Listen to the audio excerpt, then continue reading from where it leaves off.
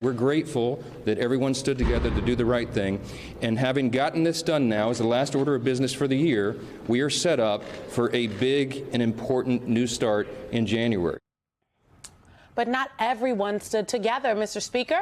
More Democrats and Republicans supported the stopgap funding bill. If it was left to Republicans, we likely would be in a shutdown right now. Here's what Senate Leader Chuck Schumer said after the deal passed in the House. This was a compromise. We got some major things we wanted in the bill. There were three major victories. We didn't get everything we wanted, but I think if you look at the vote in the House, people felt pretty good. It was virtually unanimous. And one of the members of the House of Representatives, Democratic Congresswoman Joyce Beatty of Ohio, joins us now. Congresswoman, welcome, welcome. I know sleep and all of those things are wanting right now, but it has been a very telling, I think, and an important week as a setup for the way the Congress is going to function and the role that Democrats can play, should they choose, in this next Congress. How do you see this House coming together under the Trump administration, under the control of the Republicans and the Senate as well, in terms of having to deal with this issue again in March and having to deal with the other issues that are going to come out? Democrats prepared to be the governing party of the country? Absolutely. I think what you're going to see in the upcoming year is the same as what you saw last night. Hakeem Jeffries leading. We know that we're in the fight of our life. Democracy is at stake. But what you saw last night was us standing up for the American people. Look, if you look at it as a game, we won. We had a knockout in the first round with bicameral. We had everybody on board. They went and got somebody from outside the ring to enter the fight, and we knocked him down, too. They came back with the most ridiculous self-serving plan for billionaires. We know Elon Musk was calling the shots. We knocked that down. Republicans needed us, and we were very strategic. No one fights stronger, better for the American people than Democrats with Hakeem Jeffries. And so we were able to prevail. It was a big victory for us last night. We were united. We fought for Medicaid and Medicare. We had a few things we didn't get, but the Senate was able to come through. When you think about that they wanted to keep language in to help them invest in China, or not them, but Elon Musk, the real acting president-elect. And then when you think about the Senate was able to put in the language for cancer. We fought hard for that in a bipartisan way. Cancer for our children. Congresswoman Terry Sewell's bill was so important, not just to us, but the nation. So what's going to happen? We have 215 Democrats. We know in the first round of next year, they'll only have about 217. Look at that first vote, Michael. Almost 40 Republicans went against Speaker Johnson. He's in an uphill battle. Very uphill. And Democratic leader Jeffries has said the Democrats would not support bailing out Johnson in a speaker's battle. Is that going to hold? That's going to hold going into the new year.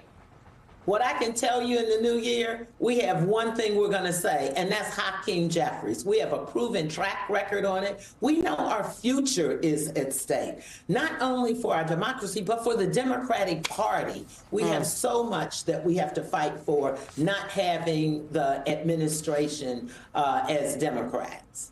I heard a rumor, Michael. Yeah, I did too, and I heard this rumor too, and I want to contextualize this rumor because I'm curious the Congresswoman's response. We had Governor Martin Malley on in the last hour talking about last segment talking about his role as hopefully becoming the next DNC chairman. I'd raised up with him the point that Elon Musk has vowed to fund moderate Democrats in primaries in an effort to cause Democratic incumbents who are running to spend money, therefore be a little cash poor in a general, but also maybe in certain blue districts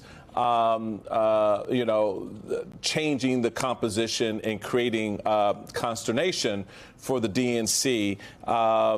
What do you think about that strategy and what Democrats can do to block and tackle Elon Musk's outsized role in American politics?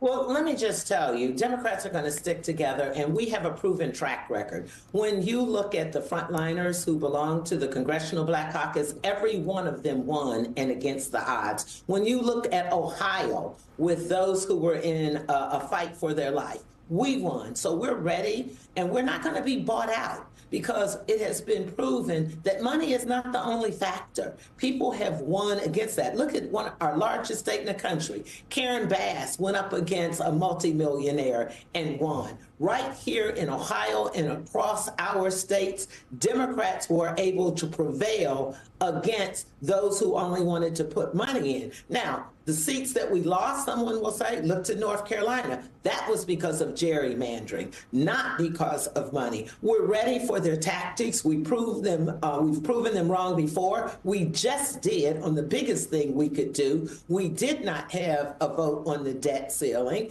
And so I can tell you we're ready for the fight. You're going to see a strong party come out with strong leadership, because when we're in the battle, we're in it to win. And I'm going to be a part of that. And how are you going to be a part of that, Congresswoman? Because last night I was with some folks in the public affairs community, and I heard that you would potentially be throwing your hat into the race in terms of not the DNC chair's race, but one of the other positions. Is that true? Are you running for a DNC position? As of yesterday, I was certified by the DNC. I have enough signatures. I'm running for the #1 vice chair spot, civic engagement and voter participation. I'm coming out swinging. I'll send you my materials. I have people all over the country rallying and standing for me. I bring change and I bring continuity. I've served on the DNC before, and I'm ready to roll up my sleeves. I have a track record. I'm chair emerita of the Congressional Black Caucus. I'm active with WIN with Black women, put 44,000 Black women on a phone call. So I'm in the race, and I'm in it for change. I'm in it for leadership, and I'm in it to win. Well, right. there it Michael, is. Rumor confirmed. Rumor confirmed, okay? All right. Congresswoman Joyce Beatty, thank you.